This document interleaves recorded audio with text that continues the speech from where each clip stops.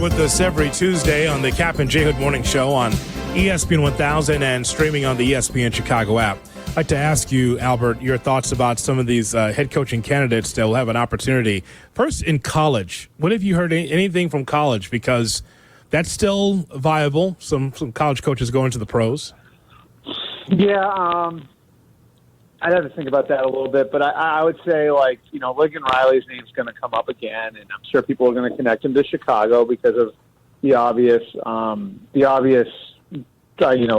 relationship there between he and Caleb. That one would. I don't think his name's quite as hot as it was a couple of years ago, so it may be a little bit more difficult for him to get there. Ryan Day's name's going to be bandied about some, and then I think, you have your Dan Lannings and your Kirby Smarts, where it's like, would those guys leave? I don't think so, but maybe somebody asks. So do you have any in particular you're thinking of? Ryan Day staying with Ohio State, correct? I love Dan Lanning. Yeah. Yeah. I do too, and I think he's an interesting one. At the very least, just to consider because of his ability to build a program the way that he has. Now, he's not like an offensive or defensive guru. He is a defensive coach, but I think he's more of kind of like a CEO type. And I think he makes some sense. Now, I think he's one of these guys you have to put a strong staff around him. But from a leadership standpoint, I think he does definitely check a lot of boxes when it comes to that. And the pros?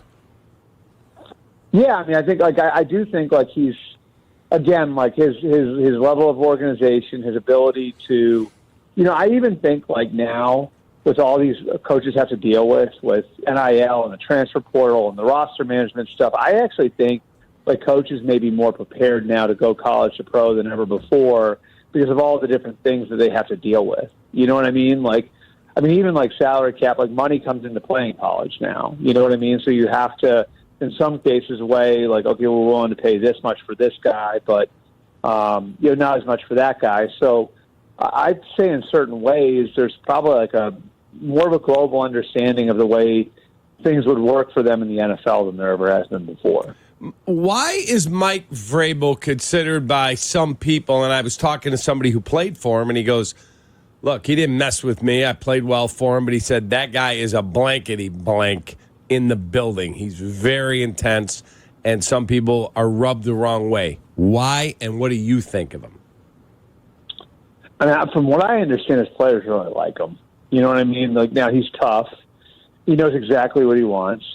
If he comes in, he's going to give you a very clear vision for what his team is going to look like.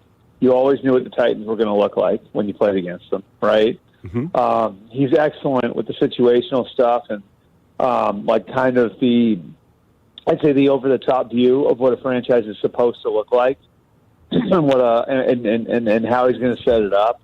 Now, I mean, I think the one thing you'd work through with him is how much control do you want to have over the roster? How's the setup going to be with ownership? Because he did clash with some people in Tennessee. There's no question about that.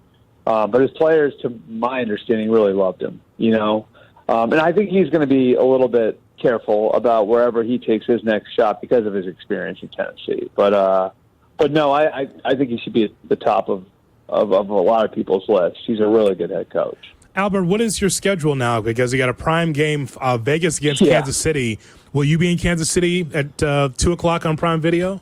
I will be in my basement talking with the people in Kansas City, and that's 3 o'clock on Prime Video, Eastern Time, 2 o'clock Central. But, at 2 o'clock Eastern hour, I'll be on the air.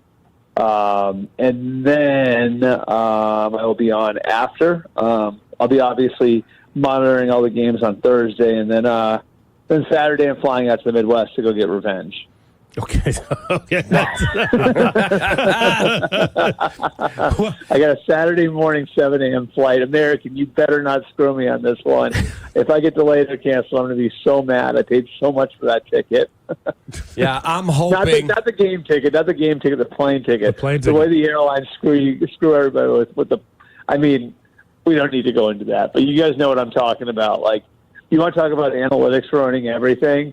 Analytics have ruined air travel now because they know exactly when you're trying to fly and how you're trying to fly. Oh God, Yeah, you better hope the pilot's not a Michigan guy.